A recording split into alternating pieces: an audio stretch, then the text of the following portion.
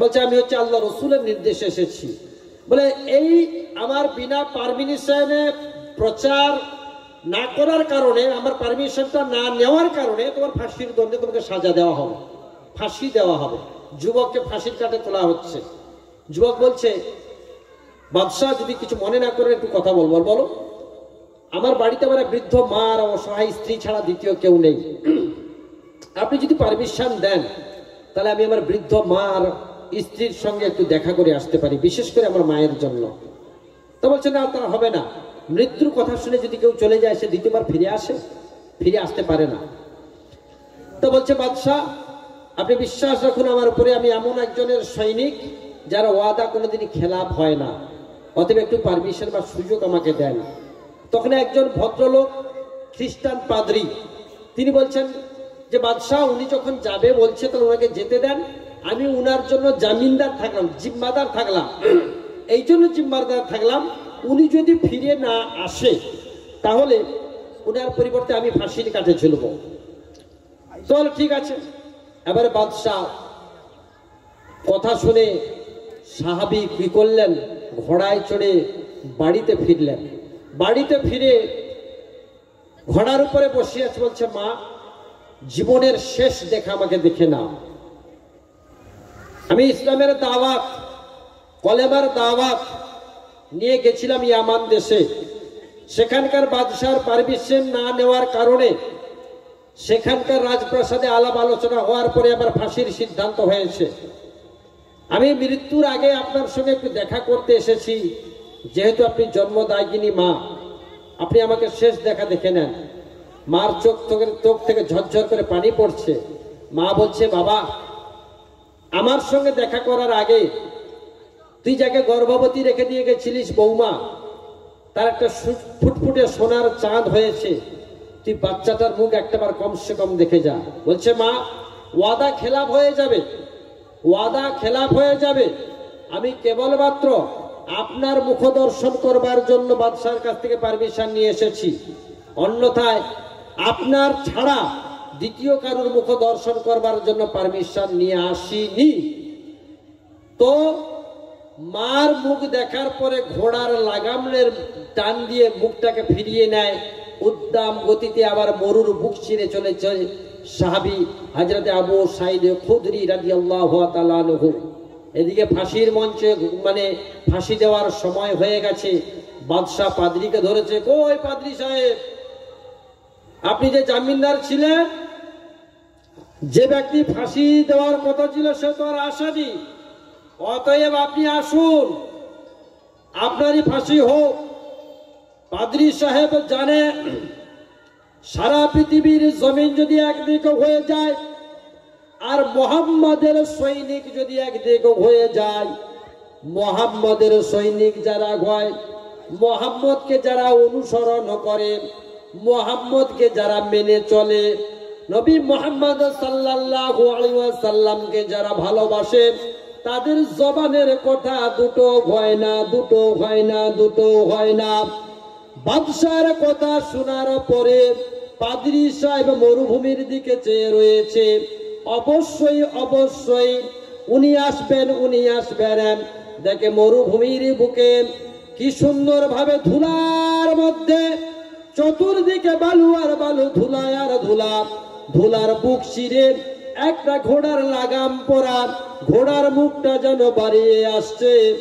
ঘোড়ার লাগাম হাতে নিয়ে উদ্দাম গতিতে, তীরের গতিতে ছুটে আসছে মরুর বুক চিরে মৌতের পেয়ালা চিকার জন্য, মৌতের পেয়ালা চিকার জন্য। হযরতে আবু সাঈদ খুদরি রাদিয়াল্লাহু তাআলা আনহু তিনি এসে রাজদরবারের সামনে দাঁড়ালেন। বাদশাহ দেখে অবাক হয়ে গেছে, এই ইতিহাস তো বিরল, এ নজির তো বিরল। মৃত্যুর কথা শুনে মানুষ পালিয়ে যায়, মৃত্যুর কথা শুনে মানুষ ছুটে দৌড়ে চলে যায়। এমন নওজোয়ান তো, এমন যুবক তো আমি কোনো দিনের জন্য দেখি না যে মৃত্যুর কথা শুনে টাইম টু টাইম, সময় টু সময় এসে হাজির হয়ে যায়। বাদশার কথা শুনে বাদশাহ মনে মনে চিন্তা করে, হায় রে, এ মনে হয় কোনো সাধারণ নওজোয়ান নয়, এ মনে হয় কোনো সাধারণ যুবক নয়, এ মনে হয় কোনো সাধারণ মানুষ নয়। পাদ্রী সাহেব হাসে, ফাঁসির কাছে দাঁড়িয়ে যায় আল্লাহ রসুলের সাহাবা হযরত আবু সাঈদ খুদরী রাদিয়াল্লাহু তাআলা আনহু। তিনি দাঁড়িয়ে যায়, বাদশার চোখ থেকে পানি পড়ে। বাদশাহ বলে, একবার মদিনার সফরে আমি গিয়েছিলাম, মদিনাতুল মুনাওয়ারায় আমি গিয়েছিলাম। হায়রে মরুভূমির মাঝখানে এমন পিপাসায় আমার লেগেছিল, এত পিপাসা আমার লেগেছিল, এক ফোঁটা পানি আমি কোথাও পাচ্ছিলাম না।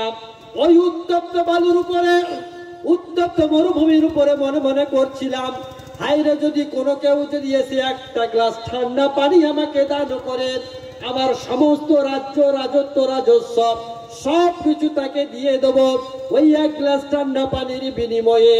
কিছুক্ষণ পরে দেখলাম 10 থেকে 12 বছরের একটা বালক এক গ্লাস ঠান্ডা পানি নিয়ে ছুটে আসছে আমার দিকে। ওই পানিটাই আমাকে দিল। পানিটা পান করবার পরে আমার জীবনটা বাঁচলো। আমি তখন মনে করলাম, এখনো পৃথিবীতে, এখনো দুনিয়ার জমিনে এমনও বালক রয়েছে অন্যের জীবনটাকে বাঁচানোর জন্য এত কষ্ট করে। ওগো নওজওয়ান, ওগো নওজওয়ান, তুমি বলো তোমার বাড়ি কোথায়? হযরতে আবু সাঈদ খুদরী রাদিয়াল্লাহু তাআলা আনহু তিনি বলছেন, আমার বাড়ি হচ্ছে মদিনাতুল মুনাওয়ারায়।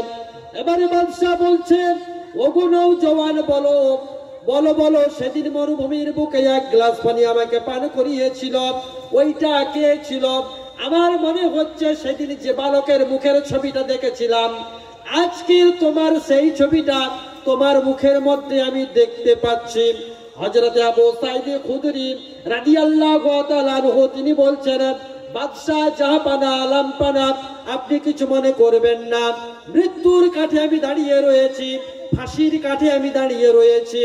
আপনি মনে করবেন মৃত্যুর ভয়ে, ফাঁসির ভয়ে হয়তো নিজের পরিচয়টাই আমি দিচ্ছি, কিন্তু আপনার ওই অক্লান্ত পিপাসা, আপনি পরিশ্রান্ত হয়ে যে পিপাসারে কাতর হয়ে ছটপট ছটপট করছিলেন, ওই দিনটা এক গ্লাস ঠান্ডা পানি যিনি নিয়ে গেছিল সে ছিলাম আমি, সেই বালক।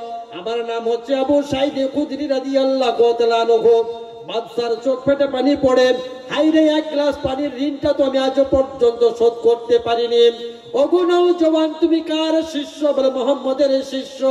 আমি সেই মুহাম্মদকে দেখিনি, আমি তার মুহাম্মদের শিষ্যর প্রতি মুগ্ধ হয়ে আমি তোমার হাতে হাত রেখে কলেমা শরীফ পড়ে নিলাম, লা ইলাহা ইল্লাল্লাহ, লা ইলাহা ইল্লাল্লাহ, লা ইলাহা ইল্লাল্লাহ, মুহাম্মাদুর রাসূলুল্লাহ, হাসবি রাব্বি জাল্লাল্লাহ, মা ফি কলবি গায়রুল্লাহ, নূর মুহাম্মদ সাল্লাল্লাহ।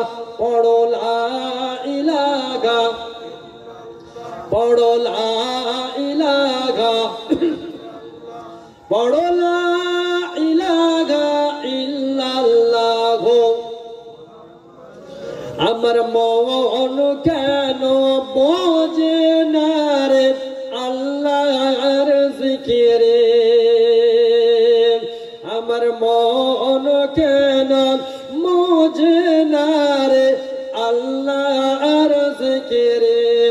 আমি ভুলে রই যারে, আমি ভুলে রই যারে, সে ভুলে না কো আমারে। আমার মন কেন বোঝে না রে আল্লাহর জিকিরে। পড়ো লা ইলাহা, পড়ো লা ইলাহা ইল্লাল্লাহ, লা ইলাহা ইল্লাল্লাহ, মুহাম্মাদুর রাসূলুল্লাহ। আল্লাহুম্মা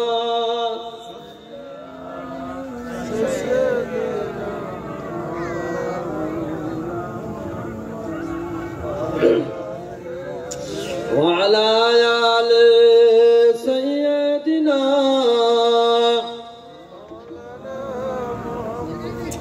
তো সম্মানিত ভাইয়েরা, বহু মেহনতের পরে, বহু কষ্টের পরে বহু ত্যাগের পরে, বহু রক্ত ক্ষয়ের পরে ইসলামটা আমাদের কাছে এসেছে, আর কোরআন আর হাদিসটা আমরা পেয়েছি। একটা শেষে একটা কথা বলে যাব। কথাটা কি? যে কথাটা হচ্ছে, কষ্ট করে যে জিনিসটা পাওয়া যায় তার মূল্যটা অনেক দাঁড়ায়। কষ্ট করে যে জিনিসটা পাওয়া যায় তার মূল্যটা অনেক দাঁড়ায়। বিনা কষ্টে যে জিনিসটা পাওয়া যায় না তার মূল্যটা সেরকম গুরুত্ব মনে হয় না। একটা বই, একটা কিতাব, সেই কিতাবটার দাম হচ্ছে মিনিমাম 10 থেকে 15 লক্ষ টাকা। এখন এটা পেপার, পত্রিকা, টিভি চ্যানেল, বহু জায়গায় বলা হচ্ছে যে আমেরিকার হোয়াইট হাউসে একটা বই আছে, ডোনাল্ড ট্রাম্প থেকে শুরু করে, জর্জ বুশ থেকে শুরু করে, জো বাইডেন থেকে শুরু করে, কমলা হ্যারিস থেকে শুরু করে সকলে ওই বইটা পড়ে, কিন্তু বইটা বার করছে না। তার সারা বিশ্বের মানুষের অনুরোধে বইটার কপি করে বইটা বার হয়েছে। বইটা 10 থেকে 15 লক্ষ টাকা দাম। এই দাম দিলে বইটা আপনি পাবেন। বইটাতে কি আছে? বইটাতে এমন কিছু গুপ্ততন্ত্র, গুপ্ত মন্ত্র, গুপ্ত বিদ্যা দেওয়া আছে বইটাতে। সেই বিদ্যাটা যদি আপনি পড়েন, পড়ার পরে আপনি যদি সাধনা করে সিদ্ধি লাভ করতে পারেন, তাহলে আপনি মৃতকে জীবিত করতে পারবেন, জীবিতকে মৃত করতে পারবেন, এবং সর্বরোগের মহা ঔষধ আছে ওর ভিতরে। তাহলে আপনি মনে করবেন যে আমরা গরিব জীবনে কোথায় পাবো এত টাকা, 10 থেকে 15 টাকা দিয়ে বই কিনবো? আপনি শুধু কানে শুনতে হবে, কানে শুধু শুনতে হবে। আর যার টাকা, যে করোড়পতি লাখপতি, সে মনে মনে করবে যত টাকা যায় যাক, বইটা আমাকে কিনতেই হবে। গোপনে গোপনে যোগাযোগ করবে, গোপনে গোপনে যোগাযোগ করবে। কেউ যেন জানতে না পারে পাড়ায় যে ওই বইটা আমার কাছে আছে। কেন আমার কাছে জানতে পেরে যায় যে গুপ্ত বিদ্যার বইটা রুস্তুম চাচার কাছে আছে, গিয়ে হাতে পায়ে ধরে একটা পৃষ্ঠা পড়ার সুযোগ দাও, একটা পৃষ্ঠা, শুধু একটা পৃষ্ঠা, একটু মন্ত্রটা পড়ে নেবো। কার ঘরে বউটাকে একটু বস করা যায়, কারণ বউটা পালিয়ে গেছে, একটু আনিয়ে দেওয়া যায়, একটু একটু। তা ওর এটা শেষে আমি আপনাদের বলে যাব বইটার দাম এত। তাহলে অযাচিত ভাবে যখন ফ্রিতে যদি কোনো জিনিস পাওয়া যায়, সেই ফ্রিতে যা পাওয়ার পরে তার মূল্যটা সেরকম থাকে না। ধরো আপনাদের কাছে কোচবিহার থেকে, মুর্শিদাবাদ থেকে, দিনাজপুর থেকে মৌলানা সাহেব এসছে, তোর গ্রামের মানুষ মনে করবে আরে দিনাজপুর থেকে কুচবিহার থেকে আসতেছে, বলে হ্যাঁ, এই কি বলে শুনেছি, চল কোথেকে আসছে, রাক্ষস খালি, ও আবার জানা আছে। আমার জানা আছে, কি বলবে, নামাজ পড়ো রোজা রাখো, নামাজ পড়ো রোজা রাখো, নামাজ পড়ো রোজা রাখো, জেকের করো জেকের করো, এছাড়া তো দ্বিতীয় আর কিছু নেই। কত শুনবো আর, আমি জানি ও কি বলবো, মনে সব আমার জানা আছে। কিন্তু দিনাজপুর থেকে আসছে, বাংলাদেশ থেকে মিজানুর রহমান আসছে, 1.5 লাখ টাকা নেবে। হ্যাঁ, বাংলাদেশ থেকে মিজানুর রহমান আসছে 1.5 লাখ টাকা, চলো তাদের রান্নাবান্না করে যেতেই হবে। মিজানুর রহমান বলুন আর যেই রহমান বলুন, সারা পৃথিবীর যত জ্ঞানী যদি একসঙ্গে হয়ে যায়, কোরআনের বাইরে কোনো কথা বলতে পারবে না। যেন বলবেন না সুবহানাল্লাহ, কোরআনের বাইরে কোনো কথা চলবে না। কোরআনের সঙ্গে সম্পর্ক যে জুড়ছে, তার ইজ্জত এবং সম্মানটা আল্লাহ বাড়িয়ে দিয়েছে। যেন বলবেন সুবহানাল্লাহ। কোরআনটা মসজিদে তেলাওয়াত করা হয়। আল্লাহ পাক মসজিদ যে সেজদা দেনে কি জায়গা, ইসলাম জরফের সিগা, মসজিদ সেজদা দেওয়ার জায়গা, মসজিদে গিয়ে সেজদা দাও। তা কথা হচ্ছে কি, যে এমন একটা বইয়ের আপনাদের নাম বলে যাব, শেষে কিছু গুপ্ত বিদ্যা আছে, সেই বিদ্যাটা কিন্তু আমি বলে যাব। জানেন, প্রত্যেকটা মানুষ হচ্ছে জ্ঞানী, প্রত্যেকটা মানুষ হচ্ছে জ্ঞানী। একজন রিক্সাওয়ালা ভাই, তিনি কিন্তু জ্ঞানী। কেন জ্ঞানী? আমাকে ধরে দিল, মনোজ সাহেব, ফিরোজ ভাই বলো, ও ফিরোজ একটু টোটোটা চালিয়ে নিয়ে চলো। ভালো ভাই, ক্ষমা করবি, পারবো না ভাই, মানে ওই টোটো সম্পর্কে চালানোয় আমি কিন্তু অনভিজ্ঞ। তাহলে টোটো চালানো শিখতে হলে আমার ওই টোটোওয়ালা ড্রাইভারের কাছে শিখতে হবে, যে ভাই অনুরোধ করছি আমাকে আপাতত 2 দিন ট্রেনিং দিয়ে একটু শিখে দাও। কথা বোঝা গেছে? প্রত্যেকটা মানুষ জ্ঞানী। পৃথিবীতে চা তৈরি করে যে ভাই আমার, সেই চা তৈরি করে ভাই, সে বলছে মৌলানা সাহেব আপনি তো অনেক বক্তব্য দিলেন, বলে হ্যাঁ, একটু আসুন তো গেলাম, বলে ভাই চারজনের চাটা তৈরি করে দাও তাড়াতাড়ি। আমি কি বলবো, ভাই অনুরোধ করছি ভাই এটা হবে না, পারবো না, কতটা চিনি দেবো কতটা দুধ দেবো কি করি বলি বলুন তো। বলছে আপনাকে শিখিয়ে দেবো। তাহলে উনি ওই দিক থেকে জ্ঞানী, কিন্তু আমি অজ্ঞানী। প্রত্যেকটা মানুষের ভিতরে আল্লাহ পাক গুণ রেখেছেন, একটা ভালো একটা মন্দ, এবং প্রতিটা মানুষ তার নিজ নিজ জ্ঞানে গুণান্বিত। আল্লাহ পাক সমাজের নিচু থেকে উঁচু পর্যন্ত স্তর দিয়েছে, যে একে অপরের উপরে নির্ভরশীল।